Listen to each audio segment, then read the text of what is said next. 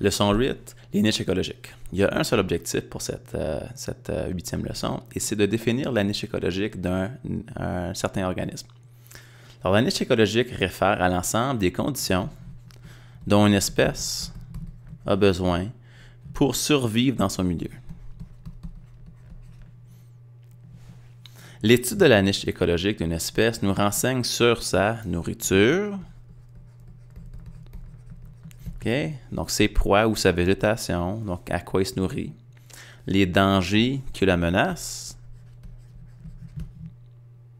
alors les maladies, les prédateurs, l'environnement, etc., ainsi que son habitat. Alors, où il vit, dans quelle région, dans quel genre de climat. La description d'une niche écologique d'un organisme, c'est d'expliquer ce qu'il aura besoin pour survivre. On décrit ce que l'animal ou la plante, j'imagine, aura besoin pour survivre. Tout ce qu'il aura besoin dans son milieu. Chaque espèce, peu importe, chaque espèce a sa propre niche écologique. Alors, j'ai préparé une courte vidéo qui va nous aider à remplir le tableau suivant en fonction de la niche écologique du Pogona viticeps. Alors, on va commencer la vidéo dans 3, 2, 1.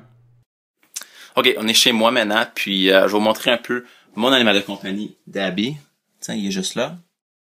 Alors, on va parler un peu de comment prendre soin de Dabby, quoi faire, quoi lui donner à manger, et un peu plus sur sa niche écologique. Donc, sans plus tarder, on va sortir de sa cage.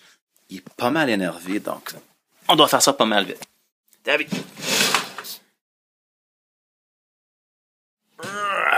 Viens ici, Dabby. OK. Voici Dabby. Dabby est natif de l'Australie. Il adore être dans une forêt, dans un climat de forêt ou de désert. Alors, à cause de cela, on doit garder sa cage assez chaud. Donc, on va voir le thermomètre à l'arrière de la cage. Donc, une température de 45 degrés Celsius. Il y a beaucoup d'énergie tout de suite.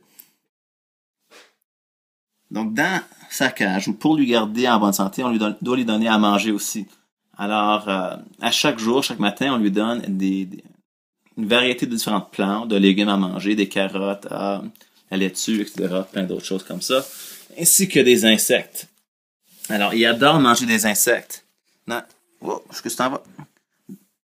Les animaux qui peuvent manger, ou les organismes qui peuvent manger à la fois des insectes et des légumes, on les appelle des omnivores. Je pense qu'il a vraiment envie de retourner dans sa cage, donc on va se dépêcher, on va parler vraiment vite. Alors, quoi d'autre qu'on pourrait dire sur Dabby? Ben, Dabby a pas vraiment de prédateur naturel. De prédateur naturel, ici. Dabby.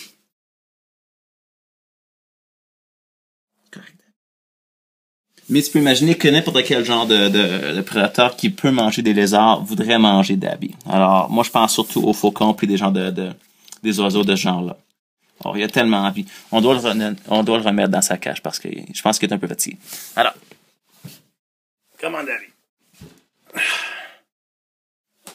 Comme vous pouvez voir, on a des lampes.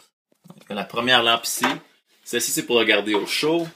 La deuxième, c'est pour lui donner des vitamines, un peu comme des vitamines D qu'on reçoit du soleil naturel.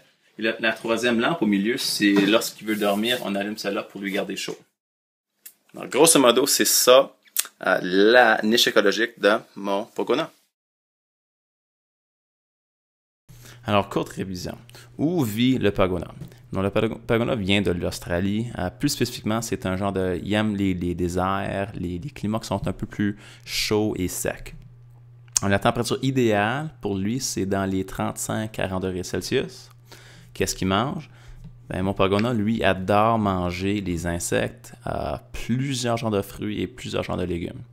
Tout à fait, les vers de terre sont comme une barre de chocolat pour lui. Il adore ça. Que sont des prédateurs naturels?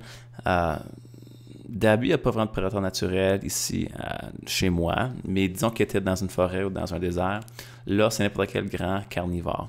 Donc, ça pourrait être un faucon, ça pourrait être un crocodile ou d'autres choses.